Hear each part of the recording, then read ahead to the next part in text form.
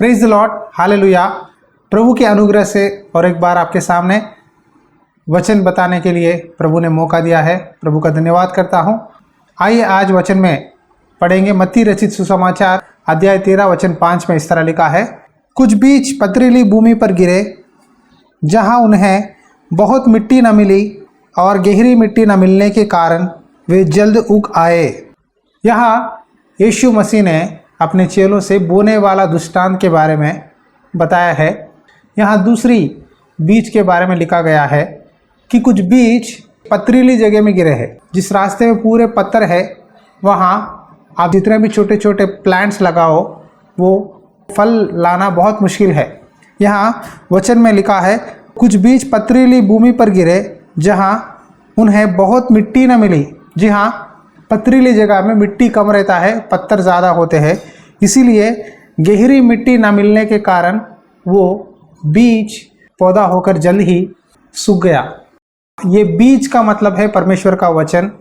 जब परमेश्वर का वचन आपके दिल में बोया गया है, जब आप वचन को सुनते हो, ग्रहण करते हो, खुशी के साथ, आनंद के साथ उद्धार को स्वीकार करते हो, थोड़े दिनों में ही आपके दिल के अंदर, आपके जीवन में, जब आपके मेहमान लोग, पड़ोसी लोग यीशु मसीह के बारे में या आपके विश्वास के बारे में कुछ बुराई बताए, तुरंत उनके बातों को सुनकर जब लोग पीछे मुड़ जाते हैं विश्वास में, या सांसारिक चीज़ों में गिर जाते हैं, या अपनी मन मर्जी करते हैं, तब उनके अंदर परमेश्वर का वचन फल नहीं लाता और वो सूख जाता है और वो काम नहीं करता। आत्मिक जीवन में पीछे चले जाते हैं, अविश्वासी बन जाते हैं। देखो, कई लोगों के दिल पत्थर के समान बन गए हैं, जो कि जितना भी वचन बोले वो अपना दिल को बंद कर लेते हैं।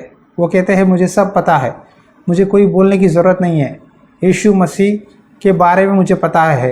यीशु मसीह ने मुझे बीमारियों से चंगा किया है, मुझे आर्थिक आशीर्वाद दिए हैं, दुष्ट आत्माओं से छुटकारा दिया है। मेरे जीवन में यीशु मसीह ने एक घर दिया है, नौकरी दिया है, अब्रॉड जाने के लिए वीज़ा दिया है। यीशु मसीह ने मेरे बच्चों को आशीष दी है, मेरे परिवार में बरकत है, मुझे बच्चे हुए हैं। इस तरह कई लोग, आज यूट्यूब में आप रखो, कितने मिनिस्ट्री लोग इस तरह की गवाही बताते हैं। ये बहन के अंदर से दुष्ट आत्मा चला गया, इसको फाइनेंशियल ब्लेसिंग मिली, इसको बीमारियों से चंगाई मिला। क्या सिर्फ चंगाई के लिए, आर्थिक आशीर्वादों के लिए या सांसारिक चीज़ों के लिए प्रभु के पास आप आते हैं? एक ब्रदर ने मुझे हाल ही में कहा, हम चर्च इसीलिए आते हैं कि प्रभु से हम कुछ पा सके। हम खाली हाथ आते हैं और अपना झोला भर के आशीर्वाद लेके जाते हैं। आशीर्वाद का मतलब क्या है? फाइनेंशियल ब्लेसिंग, बीमारियों से चंगाई, घर में शांति। क्या सिर्फ विश पूरी करने के लिए चर्च को आप आते हैं? तो आपका स्वभाव पथरीली भूमि में गिरा हुआ बीज की तरह है। आपके दिल में परमेश्वर का वचन जब पास्टर बोते हैं, तो सिर्फ आप उसे सांसारिक ब्लेसिंग्स के लिए इस्तेमाल करते हैं, लेकिन उस वचन को अपने दिल में गहरी रूप से नहीं लेते और उससे स्वीकार नहीं करते। क्यों स्वीकार नहीं करते? यहाँ आगे वचन में लिखा है, उसके अंदर मिट्टी ज़्यादा नहीं है। यानी एक बीज जब ज़मीन में आप गाड़ते हैं, उसके अंदर मिट्टी होनी चाहिए। जब अच्छा मिट्टी नहीं है, सिर्फ पत्थर है, तो वहाँ वो बीज अपना काम नहीं कर सकता, पेड़ नहीं बढ़ेगा, फल नहीं आते, जल्द ही पौधा सूख जाता है। अपने मन में लोगों की बातें सुनकर सिर्फ ये सांसारिक चीज़ों के लिए प्रभु के पास आते हैं। जब प्रभु आशीष देता है, उनको बरकत देता है, कहते हैं यीशु मसीह ही मेरा परमेश्वर है, यीशु मसीह ही सच्चा पिता है, आनंद के साथ वो वचन स्वीकार करते हैं।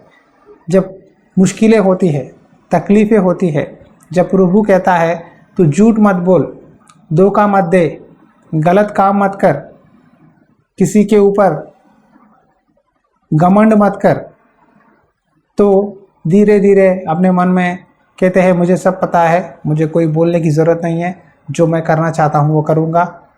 इस तरह शैतान उनके मन में कॉम्प्रोमाइज़ कर देता है। तुझे ये वचन फॉलो करने की ज़रूरत नहीं है, तुझे नहीं है, तुझे नहीं है कहकर शैतान उनको धीरे धीरे उनके अंदर का वचन निकाल देता है, उनको कॉम्प्रोमाइज़ करवाता है और वो विश्वास में पीछे चले जाते हैं। जब फिर तकलीफ़ हुई, क्लेश हुआ, तो फिर प्रभु के पास आते हैं। यहाँ बाइबल में इसी विषय के बारे में जब यीशु मसीह के चेलों ने प्रभु से पूछा, तो प्रभु ने इसी पत्थर के ज़मीन में गिरा हुआ बीज के बारे में और भी कुछ बातें कहे हैं। मैं पढ़ता हूँ, ध्यान से सुनिए। मत्ती रचित सुसमाचार अध्याय 13 वचन 20 में लिखा है, जो पथरीली भूमि पर बोया गया यहाँ वहाँ है, जो वचन सुनकर तुरंत आनंद के साथ मान लेते हैं, पर अपने में जड़ न रखने के कारण वहाँ थोड़े ही दिन का है, और जब वचन के कारण क्लेश या उपद्रव होता है तो तुरंत टोकरा खाता है। जब वचन बोला जाता है वो कहते हैं हाँ मैं मानता हूँ यीशु ही मार्ग है, यीशु ही सत्य है, यीशु के द्वारा ही अनंत जीवन है, हम विश्वास करते हैं आनंद से, हालेलुया, परमेश्वर की स्तुति हो कहते हुए परमेश्वर के मंदिर में बड़े बड़े गीत गाते हैं, प्रार्थना करते हैं। उनके जीवन में जब आशीर्वाद मिलती है और भी खुशी से आगे बढ़ते हैं विश्वास में। लेकिन जब छोटा सा उपद्रव आ गया है, यीशु मसीह के कारण क्लेश आ गया है, मतलब जब आप प्रभु को विश्वास करते हैं, आपके मेहमान लोग आपको दूर रख देते हैं, शादियों में फंक्शनों में नहीं बुलाते, आपको कहते हैं तूने धर्म परिवर्तन कर लिया है, तूने ये बदलाया है, वो बदलाया है, इस तरह आपको यीशु मसीह के कारण जब आपके ऊपर कोई गलत आरोप लगाते हैं, झूठे इंतज़ाम लगाते हैं, तो धीरे धीरे विश्वास में पीछे चले जाते हैं, उनके बातों में बात मिला देते हैं। नहीं नहीं, मैंने विश्वास नहीं किया, मैं तो सबको मानता हूँ, मैं ऐसा नहीं हूँ। उनको सेटिस्फाई करने के लिए झूठ बोलना चालू करते हैं। जब एक झूठ से उनकी बात नहीं बनती, उसको 2, 3, 4, 5 इस तरह कितने कहे, बहुत सारे झूठ बोल देते हैं। प्रभु ने कहा आपका विश्वास चाहे गर्म या नहीं तो ठंडा, अगर बीच में रहोगे तो परमेश्वर आपको अपने मुंह में से थूक देगा। कई लोगों का जीवन ऐसा ही हो गया है, नामधारी विश्वासी बन गए हैं, चर्च को जाते हैं, नेम सेक चर्च में अटेंडेंस के लिए ये विश्वासी है, ये क्रिश्चियन है, लेकिन घर जाके देखो उनके एक भी काम, एक भी हरकत यीशु मसीह के बच्चे हैं बोल के नहीं दिखाती। सांसारिक लोगों से भी बहुत बदतर बन गए हैं। घमंड है, द्वेष है, झूठ बोलते हैं बात बात पर, हर जगह धोखा देते हैं, हर काम में। बहुत लोगों को मैंने देखा है जो नाम के लिए विश्वासी है, सेवकों को धोखा देते हैं, पास्टरों के सामने झूठ बोलते हैं, पैसे कमाने के लिए 3-4 बातें मिला के झूठे बातों का प्रचार करते हैं। इन जैसे लोग कभी भी आत्मा में आगे नहीं बढ़ते, पवित्र आत्मा की प्रेरणा नहीं होती, सिर्फ अपने चर्च में पास्टर को सेटिस्फाई करने के लिए या विश्वासियों को दिखाने के लिए चर्च को आते हैं, थोड़ी देर प्रार्थना में बैठते हैं, फिर चले जाते हैं। क्या उसके लिए आपको कोई फ़ायदा है? कुछ नहीं। इसीलिए बपतिस्मा देने वाला यूहन्ना ने एक बात कहा, अब कुल्हाड़ा पेड़ों की जड़ पर रखा हुआ है, इसीलिए जो जो पेड़ अच्छा फल नहीं लाता वहाँ काटा और आग में झोंका जाता है। कुल्हाड़ी पेड़ों के जड़ के पास रखा गया है। जो भी पेड़ अच्छा फल नहीं लाता तो उसे काट कर टुकड़े टुकड़े करके आग में डाल के जला देते हैं। देखो, जब आप यीशु मसीह के बारे में जानते हो, बपतिस्मा लिए है, चर्च में बिलीवर हो, सेक्रेटरी हो या मेंबर हो, काउंसलर हो या पास्टर हो, चर्च का एल्डर हो, सिंगर हो या म्यूज़िक बजाते हो, जो भी हो, अगर आप प्रभु के लिए फल नहीं लाते तो परमेश्वर का न्याय आपके ऊपर आएगा। क्योंकि यहाँ लिखा है कुल्हाड़ा पेड़ों के जड़ के ऊपर है। जो भी पेड़ फल नहीं लाता उसे काट कर आग में डाला जाएगा।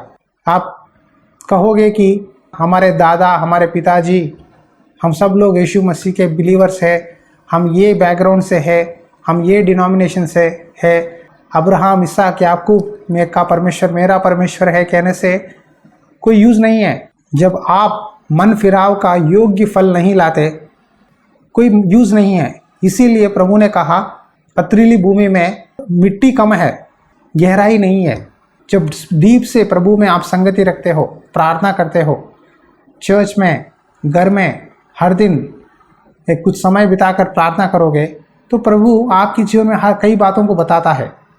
अब और एक बात है, कई लोग अपनी मनमर्जी करते हैं।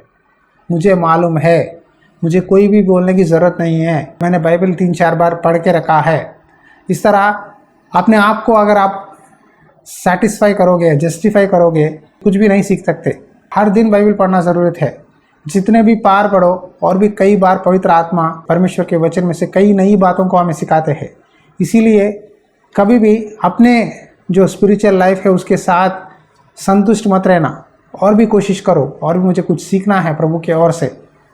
हर दिन हम जिस तरह छोटा बच्चा स्कूल जाकर टीचर के पास सीखता है, उसी तरह पवित्र आत्मा के पास, प्रभु यीशु मसीह के पास घुटने टेक कर प्रार्थना करना। वचन में से प्रभु मुझे आज नई बातों को सिखा, जो बातें अब तक मुझे पता नहीं, इसमें से कई भेदों को मुझे दिखा कि अगर आप प्रार्थना करोगे प्रभु बताएगा। आज प्रभु आपको चेतावनी देते हैं इस वचन के द्वारा कि कुल्हाड़ पेड़ों की जड़ के ऊपर है। जो भी व्यक्ति मन फिराव के योग्य फल नहीं लाता वो स्वर्ग के राज्य में प्रवेश नहीं कर सकता। मन फिराव करो, पश्चाताप करो। अगर आप अपने आत्मिक जीवन में गिरे हुए हैं नीचे, तो प्रभु कहते हैं इस वचन के द्वारा, उठ, सीधा खड़ो हो, मेरे सामने प्रार्थना कर, मैं तेरे जीवन बदलाऊंगा। अपनी गलतियों को स्वीकार कर, पाप को छोड़। जो उद्धार मैंने तुझे दिया है तूने भूल गया है, तुझ में पहला प्यार नहीं है। जितने भी काम तूने जब उद्धार पाने के बाद किया है, तू अब वो स्थिति, वो आत्मिक जीवन नहीं है। अपने आप को ठीक कर, मेरे और आ कहकर प्रभु आज आपको इस वचन के द्वारा बुला रहे हैं। प्यारे भाई और बहनों, आप प्रभु से माफ़ी मांगो। ये संसार में कई बार हम गिरते हैं फिर उड़ते हैं पाप में, लेकिन प्रभु कहता है जब तू मुझे देखेगा मैं तुझे अपने रास्ते में चलाऊंगा। संसार को मत देख, लोगों को मत देख, मेहमानों को मत देख, ये लोग तुझे बचा नहीं सकते। बचाने वाला परमेश्वर यीशु मसीह है, उद्धार करता है। यीशु मसीह ही द्वार है। यीशु मसीह के पास आइए। ये वचन प्रभु आपसे ही बोल रहे हैं। यीशु मसीह ने कहा, जब तक तुम एक बालक के समान नहीं बनते तुम स्वर्ग के राज्य में प्रवेश नहीं कर सकते। बालक सब बातें सुनता है, सब बातें स्वीकार करता है। इसी तरह हमारा स्वभाव बालक की तरह होनी चाहिए, तब हम परमेश्वर के राज्य में प्रवेश करेंगे। आंखें बंद करिए, इस समय प्रार्थना करेंगे। अनुग्रहकारी दयालु परमेश्वर, इस वचन के द्वारा आपने बताया है कि तेरे अंदर मिट्टी कम है, गहराई कम है, तो आत्मिक जीवन में और भी पीछे पड़ा हुआ है। मैं चाहता हूँ कि तू अपना मन फिरा और उसके योग्य फल ला, ताकि मैं तुझे आशीष दूँ। प्रभु, आज कई लोग अपने आप को मसीही कहते हैं, लेकिन उनका जीवन तेरे सामने ठीक नहीं है। आज मैं विनती करता हूँ, हमें सुधार पिता, हमें सीधा कर परमेश्वर। सही रीति से तेरे सामने खड़े होकर मन फिरा कर योग्य फल लाने के लिए सहायता कर। प्रभु, कोई भी व्यक्ति नाश होना, नरक जाना तुझे पसंद नहीं है। तू चाहता है कि हर एक व्यक्ति उद्धार पाए। जो भी विश्वास करता है, योग्य फल लाता है, मैं उसे स्वर्ग के राज्य में अच्छे स्थान दूंगा। प्रभु, अच्छे स्थान पाने के लिए मदद कर। कोई भी नाश नहीं होना चाहिए। हम और भी तेरी पवित्र आत्मा की प्रेरणा से कई बातों को सीखने के लिए सहायता कर। ये चर्च कंस्ट्रक्शन के काम में आशीष दे, मंदिर पूरा होने के लिए सहायता कर। तू ही आज के दिन इस वचन के द्वारा सब लोगों को आशीष दे पिता। यीशु मसीह नाम पे विनती करता हूँ परमेश्वर, आमीन। Praise the Lord. प्रभु की दया से अब तक हमने चर्च का रूफ डाले हैं, ग्राउंड प्लास्टिंग हुआ है, पेंटिंग, बिजली और भी बहुत सारा काम है मंदिर में। प्रभु की मंदिर बनाने में अब अगर हम अपना बीज बोते हैं, परमेश्वर आपके जीवन में जितने भी रुके हुए काम हैं उन सारे कामों को प्रभु पूरा करेगा। विश्वास के साथ जब आप अपना दान मंदिर बनाने में देते हो, याद रखो परमेश्वर ज़रूर आशीष देता है। मैंने अपने जीवन में देखा है। आप प्रभु के लिए बीज बोइए, परमेश्वर के मंदिर बनाने में आप ही प्रभु के आशीषों को देखेंगे। God bless you. परमेश्वर की आत्मा सदा आपके साथ बनी रहे। आमीन।